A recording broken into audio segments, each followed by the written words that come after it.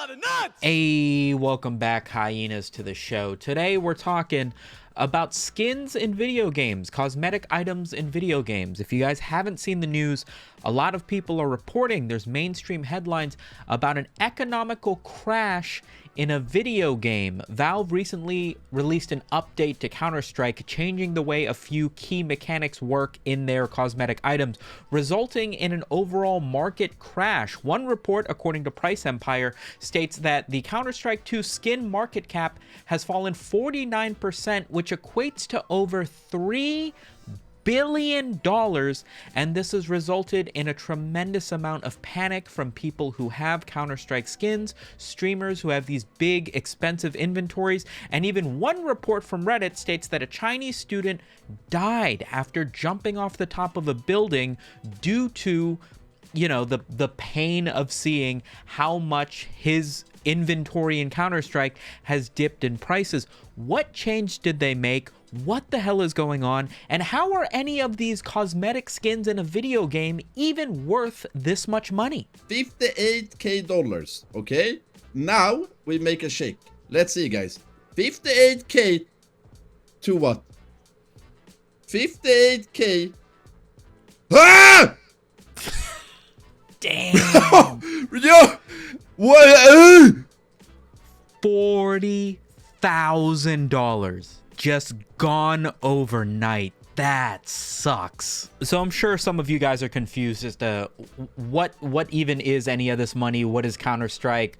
What did they change? What's going on? Allow me to explain everything for you. Just for reference, I used Counter-Strike was like the first PC game that I played seriously when I was in like my freshman, sophomore year of college. This was maybe 7 years ago or something. I played a ton. I got to global. I probably got like 500-600 hours in Counter-Strike Go, the first game. The second game is basically just a revamping, a redoing of the engine. It's not a completely different thing. But the thing that really got me into Counter-Strike was the skins, not so much the gameplay until I started watching competitively and wanted to get good at the game. But in Counter-Strike, you have a chance when you're playing, back then it was like 2 or 3 times a week, where you would get a random skin. A skin is just a cosmetic item in the game. When you're purchasing weapons to play in Counter-Strike, your AK-47, your M4A4, even your knife, even the gloves that you see on your little HUD when you're running around, can all have a skin applied to them if you have it unlocked, changing their appearance. So rather than having a boring wood and metal AK-47, you can have one with a fire-breathing dragon, or one that's all white and blue. And you do this by purchasing not the skin themselves generally, but by purchasing a key to open a box. The keys are always $2.50. The boxes drop randomly for free as you play the game, but can also be purchased from other players. You cannot purchase them directly from Valve, and they can vary based on if they're dropping right now or if they stopped dropping 6 years ago. Some of these boxes can be hundreds and hundreds of dollars just to have the opportunity to open it and then randomly receive one of 12 skins within them. And that is where they get their value. The more common skins that get unboxed obviously result in tens of thousands of those skins, and they end up worth a couple cents at most, sometimes like $1. The more expensive skins that are pink and red rarity are they're less common, is really all it is. They're not necessarily better looking. There are some cheap 10-cent skins that look fine, and there are some very expensive rare skins that don't look very good. And it's a combination of how rare they are to obtain and how much people want them that dictates the price of them. Unlike cosmetics that you might buy in a number of other video games where you buy the skin and then you have the skin, the skins themselves can also be sold and bought by other players. The first time I discovered skins in Counter-Strike, I was reading through a Reddit thread talking about the upcoming Steam summer sale. I wanted to see what games people were excited to buy on sale, and everybody was talking about the best ways to get together some money to buy the games they want. And one person said, I unboxed a knife in Counter-Strike and it sold for $300. So I'm set to buy whatever I want this year on the Steam summer sale. And my brain, I was like, what does any of that mean? looked into it. Turns out if you're playing Counter-Strike for free, occasionally you'll get boxes, and you can pay $2 to open the boxes, and there's an incredibly rare 1 in 400 chance that instead of a gun skin, you will get a knife skin. And the knives can have different animations, they flip up, they look cool, they have different variations or what have you. They're very sought after, and they can range anywhere from like $40-ish on the minimum to hundreds of thousands of dollars if you really get like a one-of-one perfect, lucrative, desired knife. You know, I'm saying the absolute apex tier. You got the 1 in 400, and then the 1 in 1,000, and then the 1 in 10,000, and on the random quality between 0 and 100, you got a perfect 0. Like if all of those things align, you just unboxed a house in the Maldives sort of thing. Just to give you a quick look at, this is the StatTrak AK-47 case hardened pattern number 661 factory new. This is the holy grail. This is the god pull of Counter-Strike skins.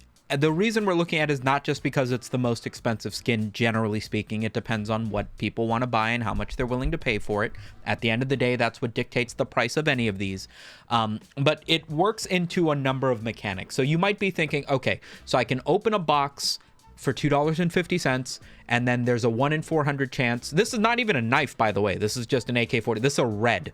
It's a pink, actually. So this is like 1 in 3. Well, it's a stat. Look, I'll explain everything. There's a lot going on. Okay, there's a lot of chances here. So first of all, this comes from the Arms Deal collection, right? So if we take a look at Arms Deal collection on Counter-Strike, you can take a look at everything that comes out of this case over here, right? So here's everything that you can get from one of these Arms Deal cases. So on the low end, you can get a blue grade MP7 skulls, right? These are currently going for about $20. There are other blues you can also get, slightly more rare. You have a purple, slightly darker blue. You've got the Dark Water, M4A4S and the USPS, and then you also have the Hypnotic, very classic.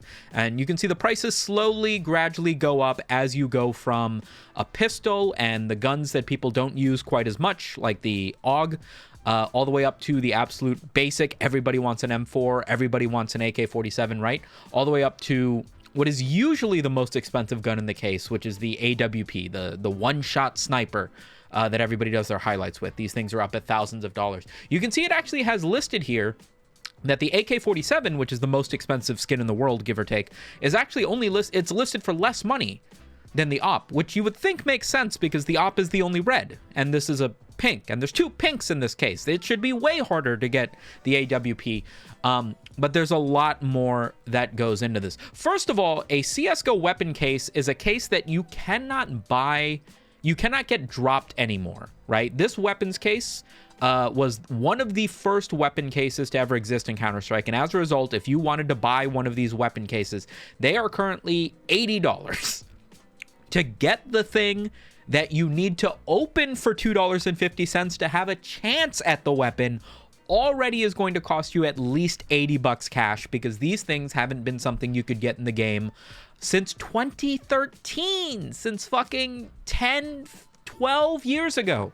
You haven't been able to get one of this, but if you want the legendary AK, $80 right up front to have that 1 in a million chance at getting it. Now, let's say you get the case and you open it. You've already spent $90. Now, the first 300 cases you open, statistically, are probably going to be one of these blue guys that aren't even worth enough to pay off the case that you bought. That's already 1 in 300. Let's say you get lucky and your 1 in 300 pulls you the AK-47. Congratulations, you got the case you got the skin that you wanted, but we're still not done. When you unbox a case, it has a couple of things attributed to it as you open it. You don't just get that pattern of the AK-47. There's a little bit more variance to it. The first one is the float value / the wear. Not only can you get the AK-47 case hardened and you get that skin, but the way that skin looks on the gun is going to vary based on the wear condition. If you're really unlucky, you might get yourself a battle scarred or a well-worn version of the skin, which if you take a look at this graphic up here, you can see has a lot more deterioration. There's scars, there's imperfections on it that make it look well worn and battle scarred, versus if you get one that is factory new, the skin looks absolutely flawless. It doesn't wear down over time as you play the game, which some people think. It's just another piece of randomness that gets attributed to the skin. So even if you get that 1 in 300 chance at that AK-47, you might not get the factory new one, which is what everybody wants. They want a 0.0 on the float number that determines this. If you get a 0.678 instead of a 1, then you end up with something that's going to have some imperfections, and when you're a collector paying for the best of the best, it tears away the value of the skin.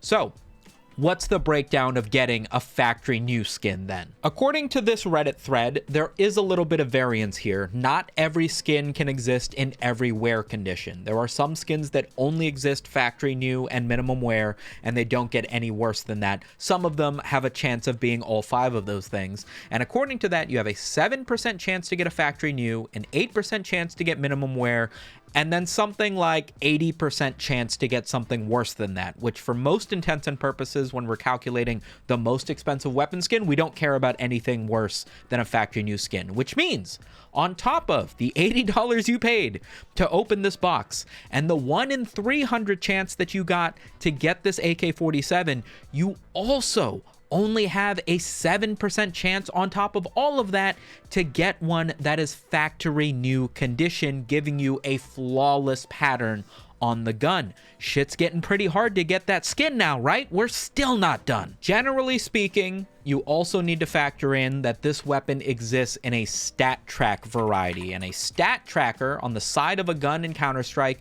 is this little guy here that adds a little digital reader to the weapon, and it tracks how many kills you get with that gun. Very cool. If somebody kills you and then picks up your gun, not only can they see that you have a $100,000 AK-47, but they can see that you've got thousands of kills on this thing, which is always a little bit chill. Not every weapon exists in a stat track, but if there is a chance for it to drop, it is a 1 in 10 chance, which means, let's run the numbers again. You have a 1 in 300 chance at this AK, rough numbers, right? These aren't perfect. 1 in 300 chance of getting the AK, 7 in 100% chance of it being factory new, and then only you're gonna get 1 in 10 chance that it has a stat track.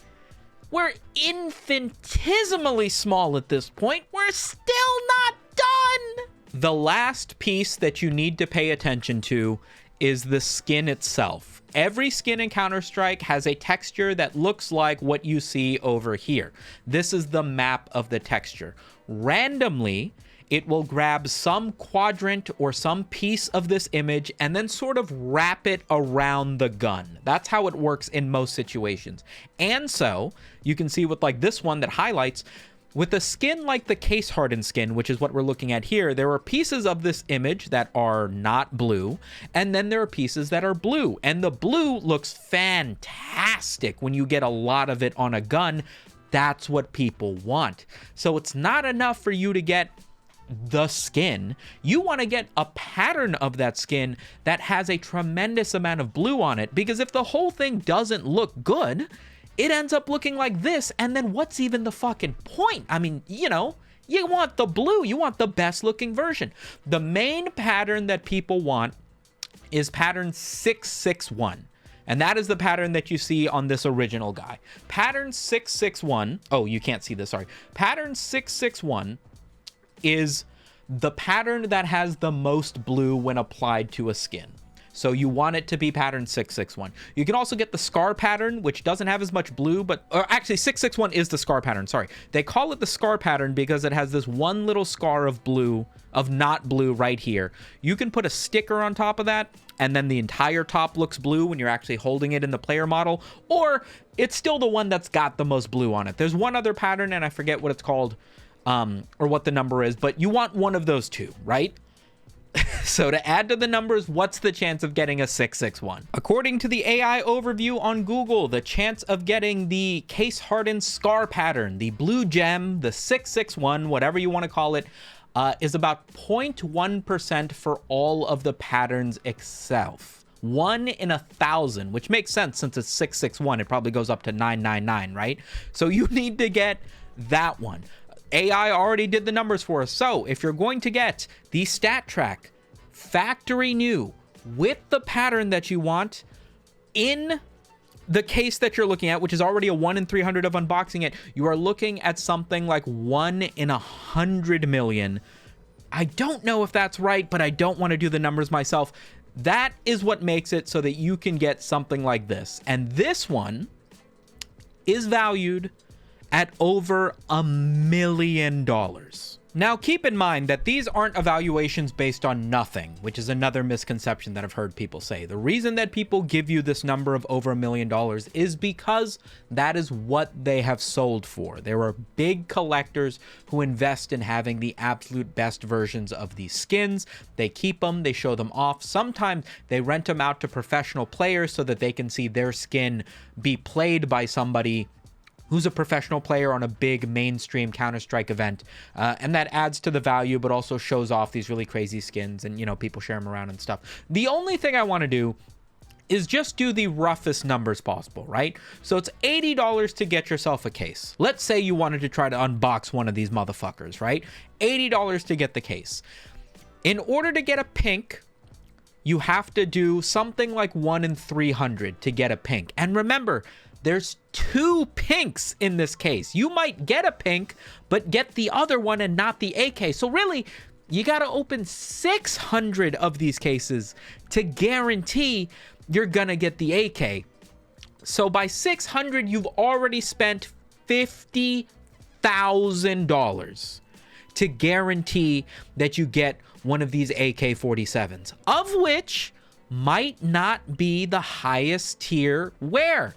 Remember, we only have a 7 in 100 chance to ensure that we're going to get an AK-47 that is factory new and in a pristine situation. So if we multiply that by 1.7, now you've spent 80 grand to make sure that you've got a flawless AK-47 case hardened. But who gives a fuck if you didn't even get the stat track? You want the one that's going to count the kills you have. That's a 1 in 10. So you actually have to spend $800,000 to get this AK-47, which, if it isn't the scar pattern with the maximum blue, who gives a fuck? Obviously, you got to do that 1,000 times to make sure that you actually get the pattern you want. We are looking at an amount of money that nobody would spend to try to get one of these things naturally. So when somebody gets lucky and randomly makes one of these things appear by just not spending damn near $1 billion to make it happen, they're worth quite a bit of fucking cash. So you guys understand why these skins can be worth a lot of money, right? Because it costs money to open them. It costs even more money to get a rare one. It costs even more money to get a one-of-a-kind one. So it makes sense that if the only way to get a skin is to spend $20,000 in the game gambling, that skin itself is going to be worth an amount of money, and you can directly sell that to somebody using a number of websites or even Steam themselves. If it's a gun that's only worth less than $400, $600 something, you can just sell it on the marketplace like it's a trading card or you're gifting somebody a video game, and you can use that. You can unbox a weapon skin for $2.50, potentially get yourself something that's worth like $40, and then buy, I don't know, fucking Borderlands or something, like a video game. It's crazy. It's also one of the reasons that there should definitely be a lot of legislation around unboxing and like this is effectively gambling, right?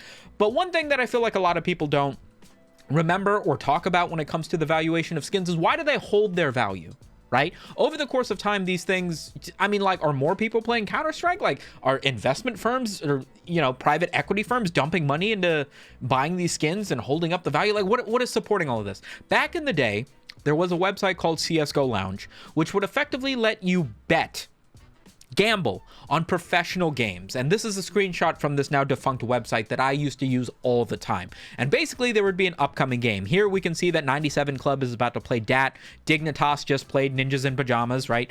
This sort of thing. And you would be able to throw up a number of skins, as you can see over on the left here, that are worth an amount of money. And if you win, well, in a gambling situation like this, where it's 25% to 75%, if 97 Club wins this, right? At a 25% down, you can bet, let's say $100 worth of skins, and this can go up to, I mean, it's a 3-to-1. So you would get $300 in random skins distributed back to you if they won.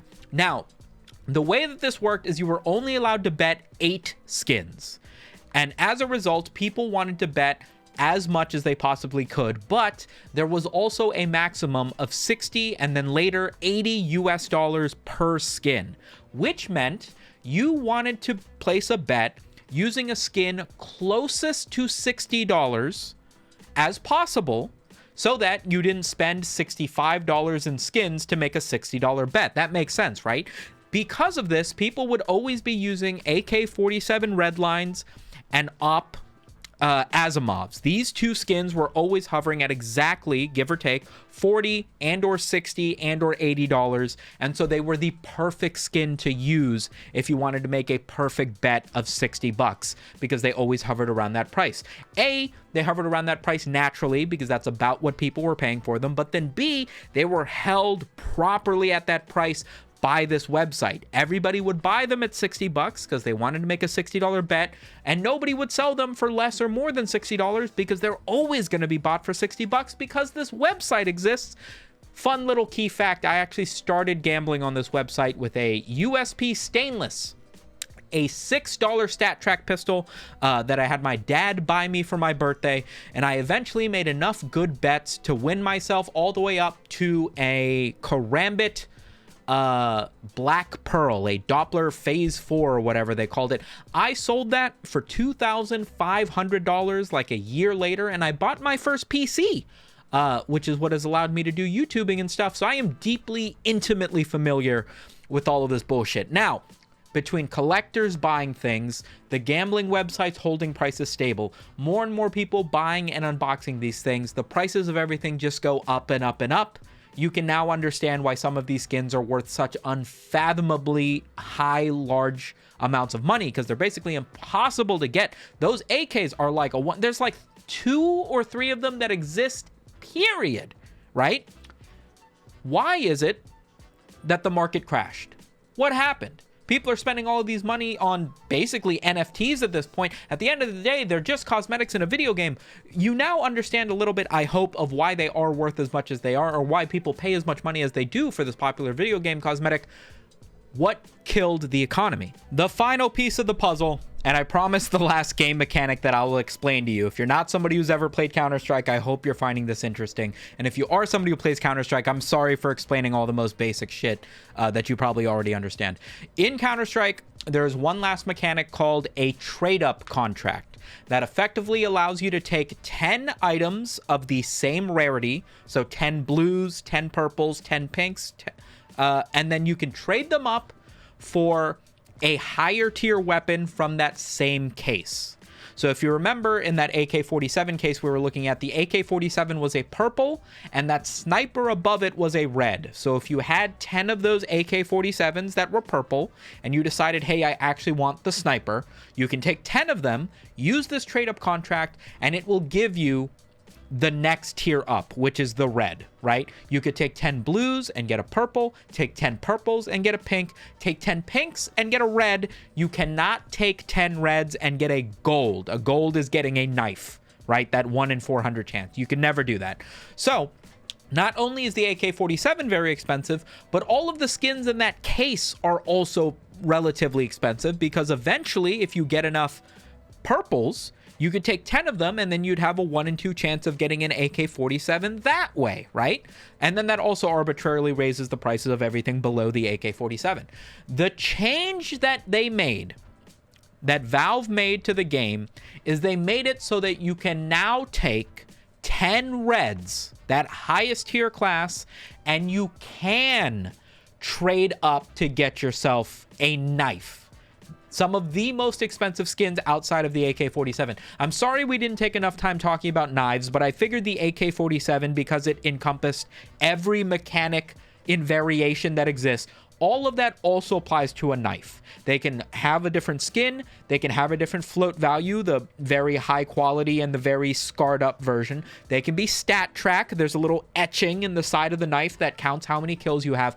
all of those variations also apply to a knife, and knives are the rarest thing you can get in the game. Up until this point, the only way to get a knife was to unbox it directly out of this case. This Tradeup thing did not apply to knives or gloves. Gloves were added later, but it's the same idea. It's a knife.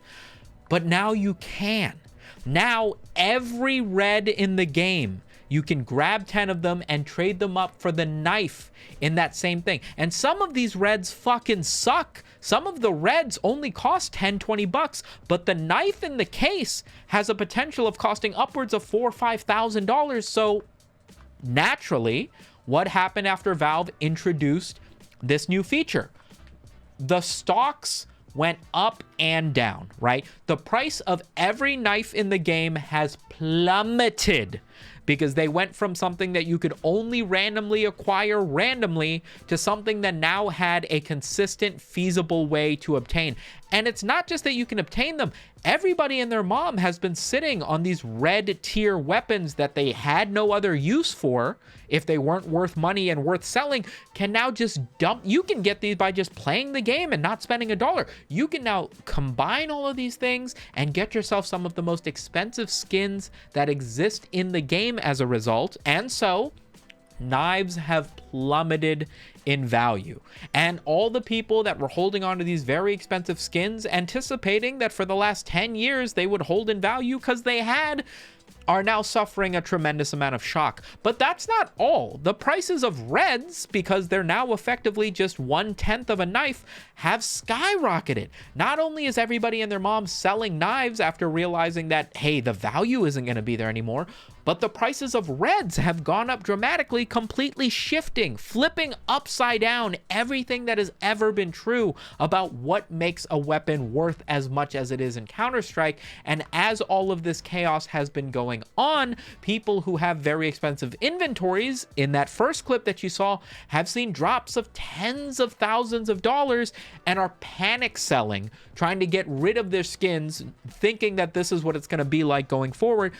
It's a very up and down time. I would anticipate that if you wanted to get into Counter-Strike, this would be the equivalent of buying the dip, right? Everything is about as cheap as it would be. If you've ever wanted to have a cool karambit or ever wanted to have a knife in Counter-Strike, it might not be a bad idea to just take $40, take a look at the market, see if you can do a little bit of discount shopping. But for anybody who's been investing and treating this as if it's a long-term bank, right?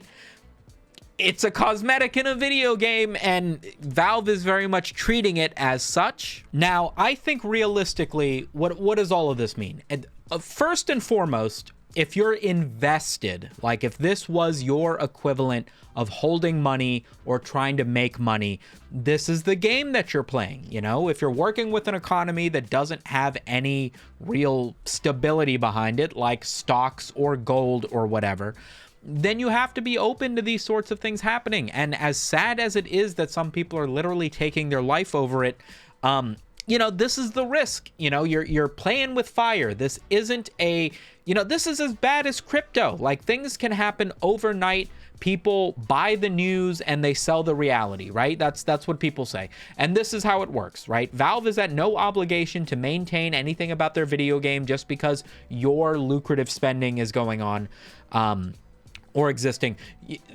You should have anticipated, you should have been ready for this to happen, because it's a video game, things change overnight. When people changed over from Counter-Strike 1 and Valve announced that they were making Counter-Strike 2, a number of people also sold a bunch of skins because they were like, we don't know if Counter-Strike 2 will have skins or will transfer over these skins that I have. I better sell them now. And we saw a drop then. When CSGO Lounge, that gambling website, was shut down and Valve introduced different features for the way that bots work and not allowing these sorts of websites to allow you to freely trade weapons and gamble with them, we also saw the prices of these skins go down as a result of that, right? Because if you're playing with a video game, if they patch something, if they update something, there's a reason you shouldn't have your life invested into these things. There is one question going on, which is, why would Valve do this, right? CSGO skins have been worth a lot of money for a very, very long time. Valve must have anticipated that making this change would drastically change the landscape of what everybody thought was an expensive skin and what people were treating like expensive skins. Why would they do this? Aren't they just fucking over a huge amount of their consumer base? I have a theory, and a few people on Reddit have also shared this theory, that basically they feel like it's gotten too expensive. Skins being worth a ton of money don't help Valve. Skins being worth not that much money does help Valve. Sumito, explain. I got you. Okay. In the Steam marketplace, there's a limit. Steam marketplace sell limit. If you want to buy or sell something on Steam, you can have a individual listing price of about a single item listed cannot be priced higher than roughly $1,800 US.